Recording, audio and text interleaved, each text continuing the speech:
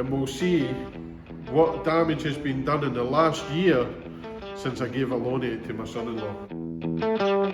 Right guys, it's stupid o'clock in the morning, we're in the Yeti, we've got the trailer, and that can mean only one thing: new car day.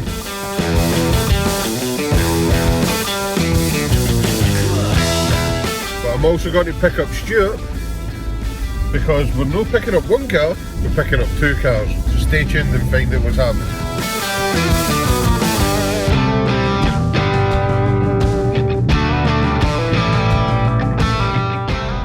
We've got a lot of mileage to cover. We're going all the way down to Peterborough, and then we've got one stop in Corby as well.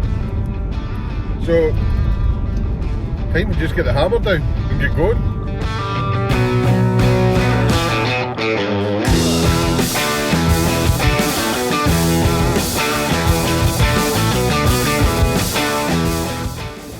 Right guys, that's us made it to our first destination, and the first car is now loaded up.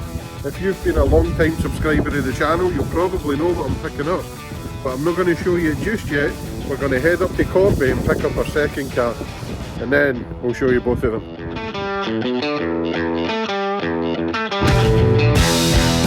Right, that's the second car picked up, and so far so good, it's going alright. It's a little bit worse for wear than what we thought it would be, but for the money we spent on it, or for the money that Stuart spent on it, it seems okay. So we'll have a wee look at it when we get back, but you can just see behind me through the back window what's on the back.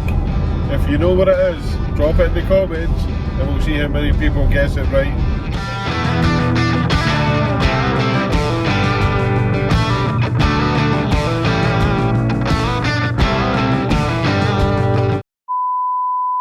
Unfortunately guys, that's when my happiness became utter disappointment. If you hadn't noticed already, or you're new to the channel, on the back of the trailer, coming back from Peterborough, was my pride and joy, my Audi A4 that's been on the channel for probably 3 years, 2 years at least, maybe 3 years. It's by far my favourite car, it's the best car in the fleet, or it was the best car in the fleet. We've been everywhere in it. I bought it off of the guys at Auto Parts, super cheap. We put a load of work into it, and it ended up being an absolute pristine example of a B6 Audi A4, which is far from what I can call it now. So let's bring it in and we'll see what damage has been done in the last year since I gave a loan to it to my son-in-law.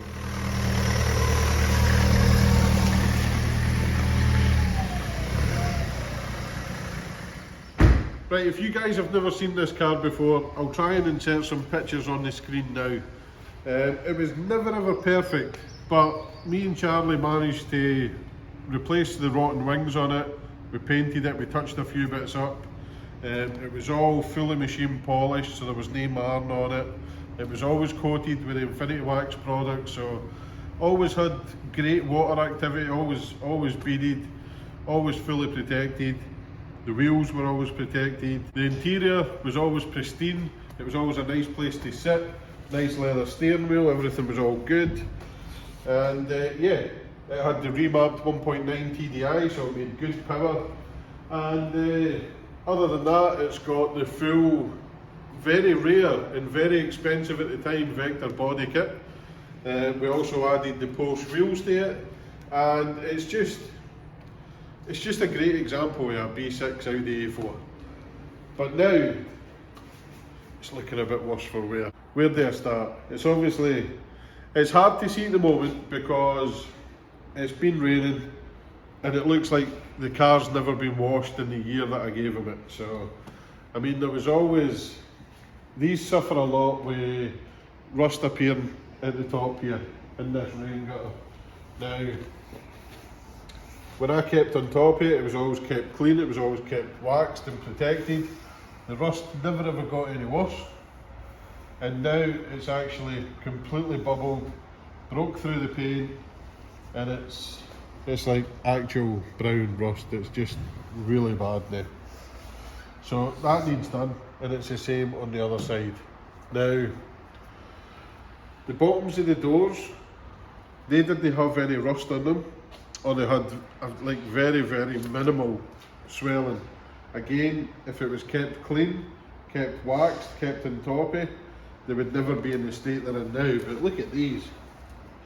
Like, I swear, if I poke this hard enough, my finger's going to go through my door. And it's the same all the way back here. So this whole side would need painted. Another problem we've got is the boot no longer opens, so it needs a boot switch. So here we had a bit of a problem with a window regulator.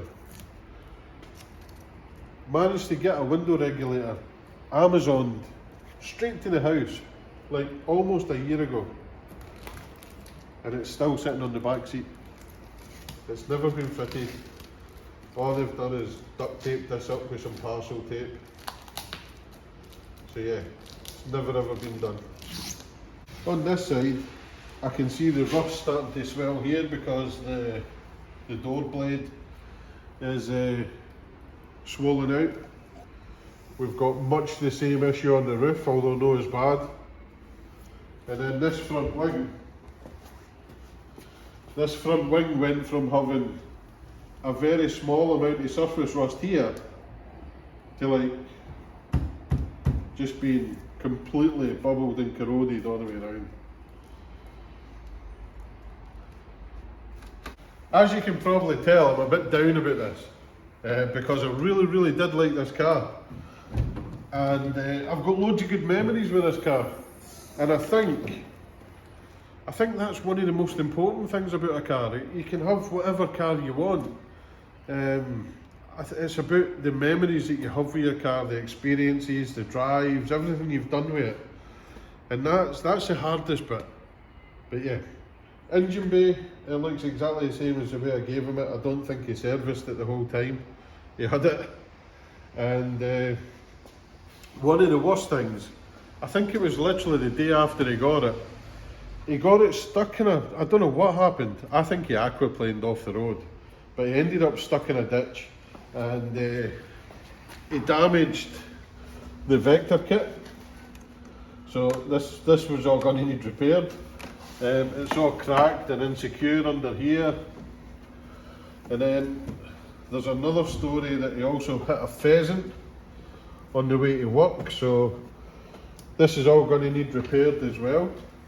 So the last time he came up to Scotland to visit us, when he brought the car up, I noticed that for some reason the front wheels were on the back and the back wheels were on the front, and I told him when he got down the road to swap them round, which he didn't do. So the 245s that are supposed to be on the back are now super chewed up, which has also obviously ripped the front wing, which has started rusting the brand new wing that me and Charlie just put on.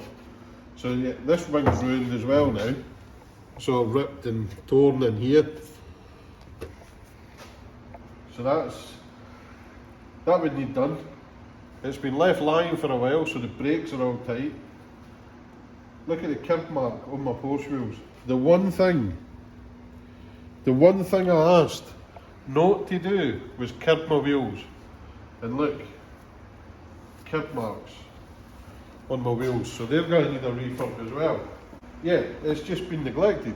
It's been left to rot, and this is one of the worst things, right? This is just absolute sheer laziness, right? Look at the carpet. Big massive hole in tearing my carpet instead of putting a floor mat in. I don't even know where the floor mat is. But when you seen that happening, even if you didn't want to go and buy a floor mat, go into the back, grab one of the back floor mats and chuck it in to stop you ruining the carpet. But no, that didn't happen either.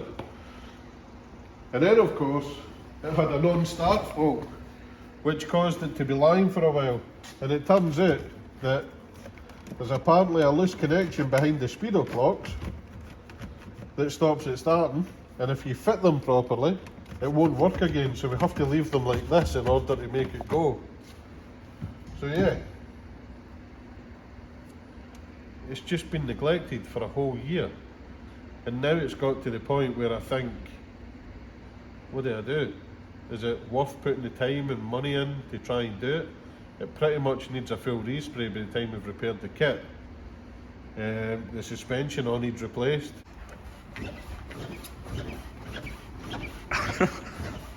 It's going to need a good service.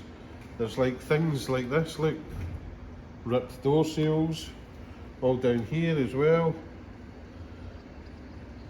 Yeah, I think it's got to the point where it's time to just, yeah, call it a day with this one.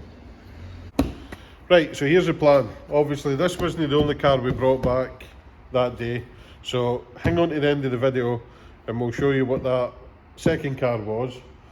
But the plan for this, going forward, if you've been watching the channel for a little while, you'll probably know that we've got this second Audi B6. This one is quite a low mileage example. I think it's only 2 owners. It's pretty scabby inside, but it's only got 70 odd thousand miles on it, something like that. It's a little 1.6 petrol. It is very, very clean condition. It's not too bad. There's a wee minimum bit of rust there. The front wings have already been replaced, but they're really bad paint. The roof is actually pretty good on this one. It's just starting there. So if we keep on top of that now, we should save it. So the plan is, we were always going to give this to one of you guys. This was going to be one of our raffle cars. We were going to do it up a bit, stick it on raffle and offer you guys a chance to own it for £5. So what we're going to do is all the good parts off of my car, the Vector body kit, the Porsche wheels, everything that's on there, we're going to transplant onto this, including the nice black interior, so that this turns into a better version of that. So guys, I've definitely made up my mind. We've decided we're going to fully strip down the Audi A4. We're going to transplant everything over into the green Audi A4 and just make it a nice clean version, exactly what this used to be. And so to get this done in a timely manner, I've got myself a helper, backed by popular demand. Charlie Boy's back. He's given me a wee hand to strip down the cars and transplant all the bits over into the other one. So, do you want to tell them what you've been doing for the last couple of months and what you're going to be doing and why you're here and when you're going and what's happening and when you're coming back and everything else? Well, I don't know what to say. So, I've just been messing about, really. Yeah. So you're now joining the army. Yeah. You're going into what, the Roomy? Yeah. And you're going to pursue your career in the Roomy and do a bit of mountain biking, hopefully professionally as well. I'm getting quite good. Yep, and while you're waiting for your intake, you're going to help me out for a few months, so you'll probably be on a few videos. Help film them, help edit them. Help earn a wee bit of money. And hopefully, maybe on the weekends when you're back, when you're no mountain biking or doing what you're doing with the army, you might pop in into the videos again. Definitely. But yeah, it's great to have you back on the videos. Great to be back. Let's get this Audi stripped. While Charlie's doing that, I've got one more car to show you, because I said that we'd picked up a second car. I'm not going to go major in depth with it because it's a whole other project of its own, and it's not actually my car, it's one of Stuart's, and it's going to be involved in this year's Veterans Rally, which unfortunately I don't think we've got time to do. But let me bring the car round and I'll let you see it.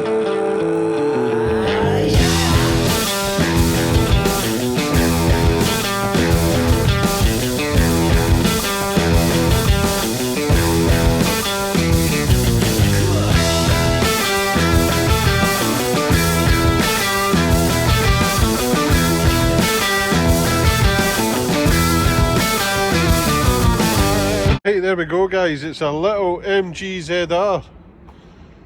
It's not the tidiest thing in the world, but it isn't the worst thing in the world either. It's got a hell of a lot of lacquer peel, few wee scuffs and dents here and there like that, wee bit of rust appearing on the wheel arches. The sunroof leaks like a sieve, so we need to get a new sunroof cassette for that. And of course, because of that, the headliner's completely saggy and round as well. So we need to redo the headliner. It needs a really, really good clean inside. Still MOT'd, still taxed. I've been running about in it for a wee while. It's got the 17-inch wheels in it. It's got rear drums and solid front discs because it is only the 1.4. So yeah, it's a K-series engine. Some people will hate these, some people love them. There's good reason why you should love them, and we'll go into that when we do a proper video on this car. But yeah, it's not the worst example. It drives alright, needs a few wee bits and bobs done to it, but this is going to be Stuart's car for the Veterans Banger Rally this year. So what we're going to do is turn it into the X-Power car. I'll insert a picture here just to give you a rough idea of what it's going to look like. Of course it'll have some veteran sponsors and some home built stickers and stuff on it as well. But yeah, it won't be a perfect paint job, it'll be a quick scuff and splash and get stickered up. And then once we're done with that, we're just going to turn it into a track car.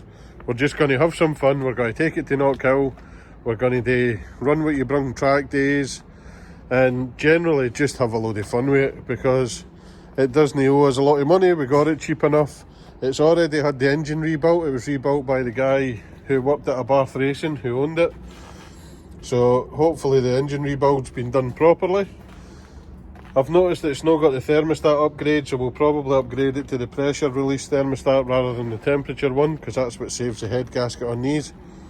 But yeah, other than that, it ain't too bad at all. But yeah, like I said, we'll get into that in another video. I'll have a whole video dedicated to this coming shortly. First things first though, there's a few things we need to do. We really need to get on top of this Audi stuff, so we want to get these swapped round, and we also really need to get on top of the Scirocco build. So, lots going on. I'm going to end this video here. I know we haven't been as regular as I wanted to be, but the sort of business side of it was kind of taken over, and I wasn't really getting a chance to do the YouTube stuff. But hopefully we've got a plan in place, everything will be back to normal. Charlie's back helping, which has freed me up loads, and hopefully we can get some YouTube content going again. Hopefully get back to doing 2 videos a week, at least 1 a week anyway to get started, and take it from there. So yeah, if you guys want to follow the build on the Audi B6, make sure you hit the subscribe button, make sure your notification bell's on, and we'll see you in the next video. Thanks again, bye bye.